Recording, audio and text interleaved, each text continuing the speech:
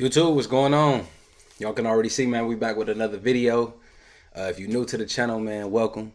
We like to do different reactions with millionaires, or about millionaires around the world, just getting some advice, you know what I'm saying, just getting some game pretty much. So we like this type of content. We don't spend too much time on intros, but I'm sorry about the lighting. I'm still waiting on this ring light, but other than that, let's go ahead. Excuse me, sir. Question for you. If you were to go back in time and have a conversation with your younger self when you were starting from zero, what's the best piece of advice that you would tell your younger self? Fail faster and don't make it mean fucking shit. Find mentors and model their behaviors. And what industry did you ultimately pursue a career in? I originally started my business in social media marketing, and that's how I made my definitely first hoping $1 million. your day going good too, man. Well, I'm a professional photographer. You feel me? I'm actually a spy Let's get master. some game, you Just feel living in me? Miami, Florida, and we're asking Miami millionaires how they became wealthy.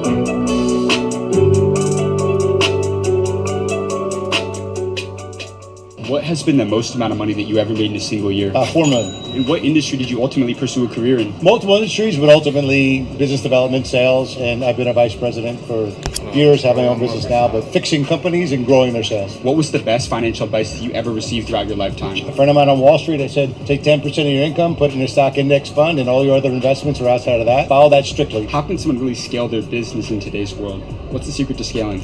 Well, I think there's 3 levels of scaling. There's your initial, which is a lot of blood, sweat, and tears. Second is, what's your second term look like? Your second 100 million is not going to be the same as your third 100 million. Where's it going to come from? What does that require? And a lot of people misestimate the initial first, second, and third tranches. So thinking through that and having experts around you to do that, I think is helpful. How do you get from a 7 to an 8-figure business? Assessing your market. What is your green field? Do you really understand where you could go? In other words, maybe your market isn't prepared to go there, but if your market is, really thinking through how do you get there, because your first million could be lucky, it could be at friends and family, it could be I had a good idea but it's not scalable. So understanding that next level is saying, is there a market, number one, and if there's a huge market, then what's the right approach, and getting the right people to tell you how to get there. Like, what do you think? Just not trying to figure out on your own. Thank you so much, sir. I really appreciate that. Have a great day, sir. Thank you. Guys, I wish you the best. Really appreciate that, sir. Fucking impressive. What's the name of this It's again? School of Hard Knocks. By the way, don't trust anything this guy says. cheese and crackers.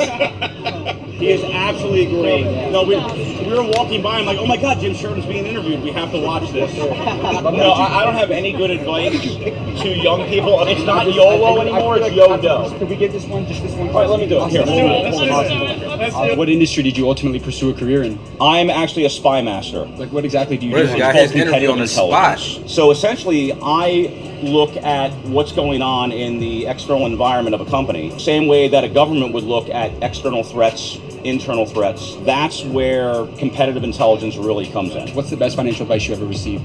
Pay yourself first. And that goes I to work your for that. retirement. For real, Because Social Security, I'm 52 years old. Social Security is probably not going to be around when I get to be 70 or 65. So the best piece of advice was from my dad. Pay yourself first. Look at what's going on. Where is there traction? And then invest in there. It's not a fly-by-night company. You got to look at where there's traction. Then that's where you're going to invest. What is your best advice to anybody starting out in the real world today? So there was a big thing with millennials. It was YOLO. You only live once. But when you really think about it, you live every day and you only die once. So if you only die once, which is YODO, you should live every day like it's going to be your last. Like you will die tomorrow. So don't put off today what you could miss out on tomorrow. That's real. And that's the whole concept of YODO. What's going on, guys?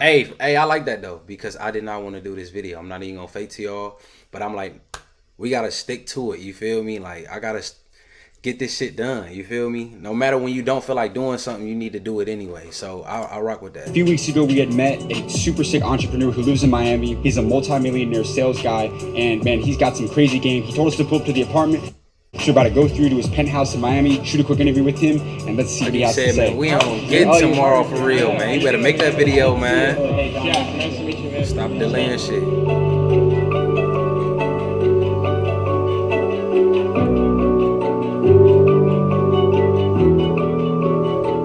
What made you decide That to just move to got me Miami? turned It's for the the video, lack man. of deprecation around working too much. I think too often in smaller cities and sleepier cities, there's too much deprecating people for working too much. There's shaming around you're not balancing your lifestyle. Whereas here, I finally feel accepted for wanting to work till 10 or 11 or till 3 a.m. I think that's the greatest thing of what motivated me, inspired me to move to Miami. You could go into a room where you're the smartest person in the room, and then you could literally leave in an hour later and be in a coffee shop and there's a billionaire there, right? The exposure to wealth and how many levels there are to the game, it constantly keeps you aware that you just need to keep working, because transformation is a mountain with no top. And when you're around people that are thinking bigger, it creates this environment and container that pushes what's possible for you. Does that make sense? That's what I love about Miami. If you were to go back in time and have a conversation with your younger self when you were starting from zero, what's the best piece of advice that you would tell your younger self? Fail faster and don't make it mean fucking shit. I think too many people think that they're like attached to some sort of result. They have to have it be some way. They think that if it doesn't go a certain way, that they're going to like fail and this like the end of the world's gonna happen, right? And so I think people create so much significance in the very, very small failures. When you look at Israel as a country per capita and how many businesses have flourished into the billion unicorn startups, they have way more billion-dollar unicorn startups than any other country combined. Why is that? One thing they teach their kids is just failing forward intelligently, learning from their mistakes faster, and compounding time and removing the significance of everything. So if I could go back to my young self and give advice, dude, fail fucking faster and it doesn't mean shit. A mentor that I've really researched and understood his materials, Ryan Breslow. The guy's under 30 years old and he owns 2, now almost 3 multi-billion-dollar unicorn startups. 2 things that I learned is that it comes down to fundraising and recruiting. I think too many people don't realize that how much cash you actually need to scale, and you can only generate that cash and scale and hire when you have good leadership. And you can only have good leadership when you have really good visionary skills. And you can only have really good visionary skills if you have a really good product. People will tell you, oh, it's got to have one product on one platform that you scale with one ad, and then you scale from there by adding more products. That might be true in an e-commerce business, but if we're talking about raw financial services, if we're talking about banking and private equity, it all comes down to top tier talent. In tech, it's all top tier talent. That's why the unicorn startups go and steal the talent from other companies. It's really talent, but you cannot have talent without really good compensation packages. And you can't have good compensation packages if you don't have a badass product that sells itself. Well, I gotta say, Johnny may have one of the craziest apartments that I've ever been to. He was super nice to let us come through, give us some game for the young entrepreneurs and how he was able to become super successful and wealthy out here in Miami, Florida. We just made it to Brickell, where we're going to go ask some more multimillionaires out here how they became successful and how you can start your path to becoming financially free.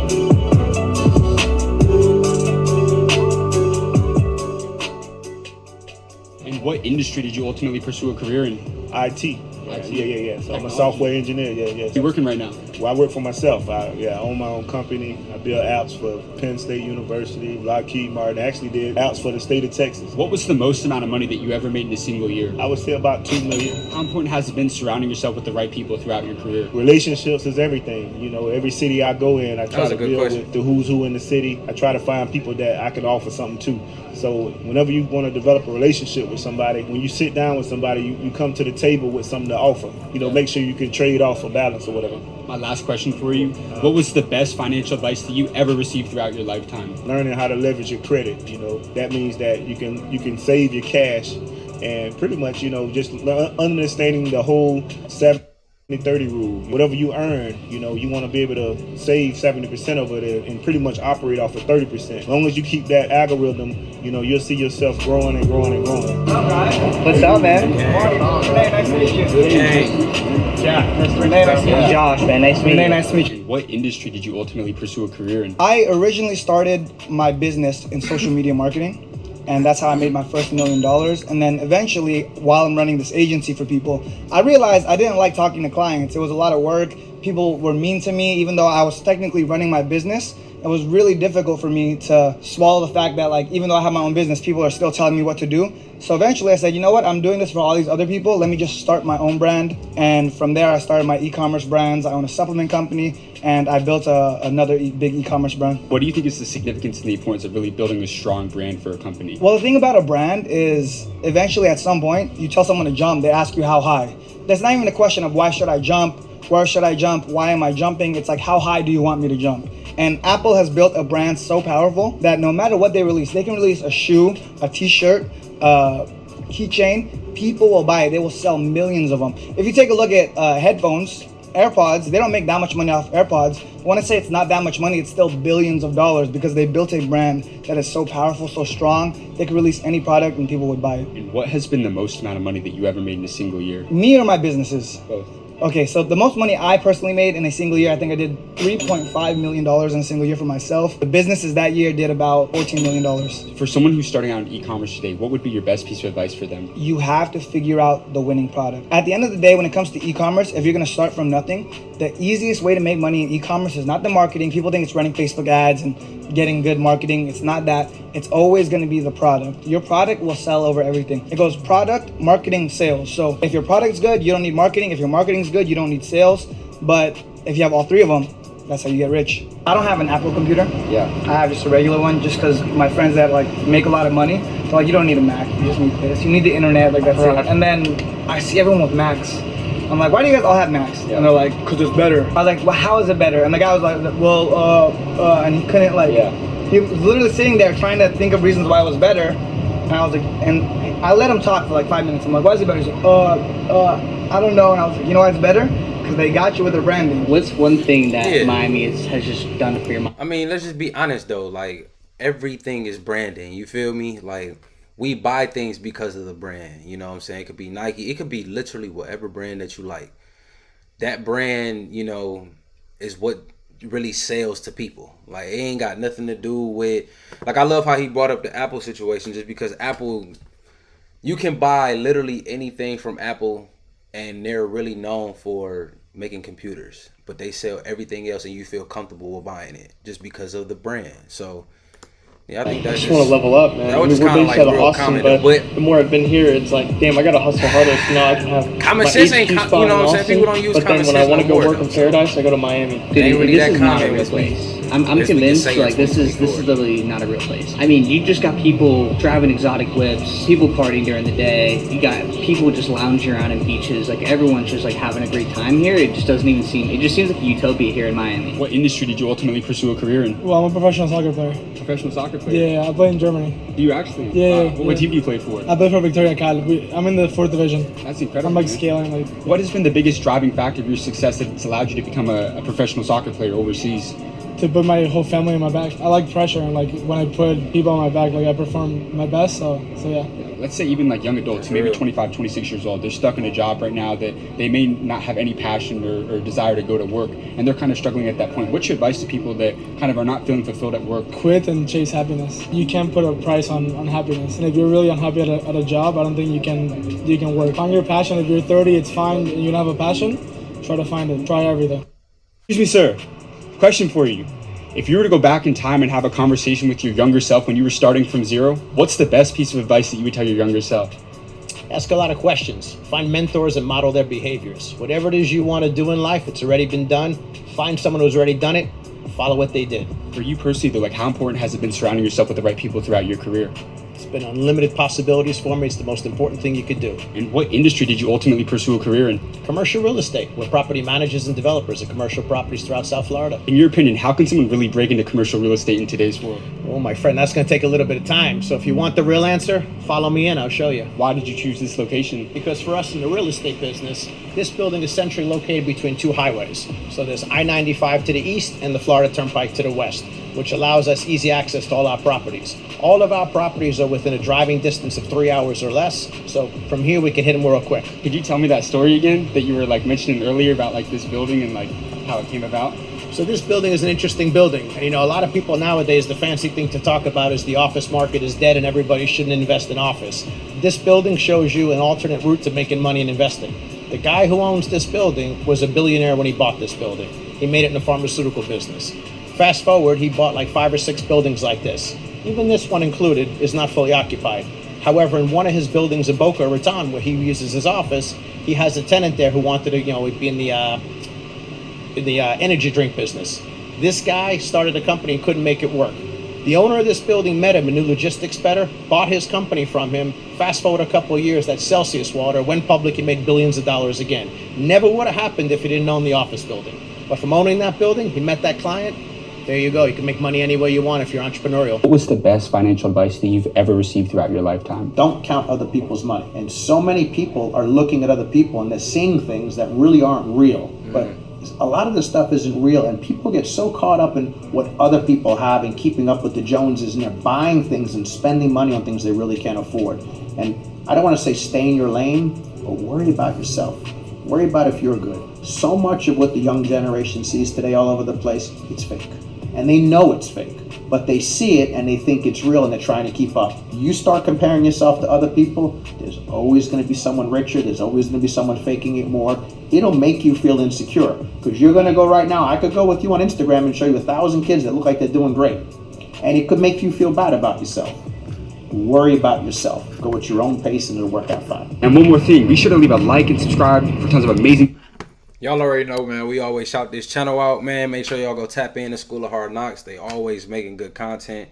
Like I said, man, this is the content we like to react to. I feel like it's very helpful, definitely for anyone that's just trying to change the mindset, you know what I'm saying? It's information out here all over the place, you feel me? So if you're willing to tap in, you know what I'm saying, to be real with yourself, to be serious with yourself and your goals, then you should be taking this advice, you feel me? But one thing I want to say though, like, I did like that he said you pretty much want to find a mentor or someone that you see that's already doing something and following their footsteps. I think, you know, that is one of the perfect things you could do. That's why it's dope to just, you know what I'm saying, to react and listen to millionaires, you know what I'm saying, because they giving game on and having a mindset that some of us necessarily may be lacking, you feel me? So if we can start to change our mindset, we can be just like the rest of these millionaires, you feel me? But I like that, you know what I'm saying, you pretty much copy and paste what someone else already did, so you can go ahead and get yourself into that, you know what I'm saying, into them rooms and things of that nature. So let me know what you thought was, you know what I'm saying, let me know what you thought, you know what I'm saying, from this video alone, you know what I'm saying, what did you learn from it? Like I say, man, if you just watching this to not learn anything, I don't know what you're doing. But, you know, since you're here, you might as well leave a like and subscribe. You feel me?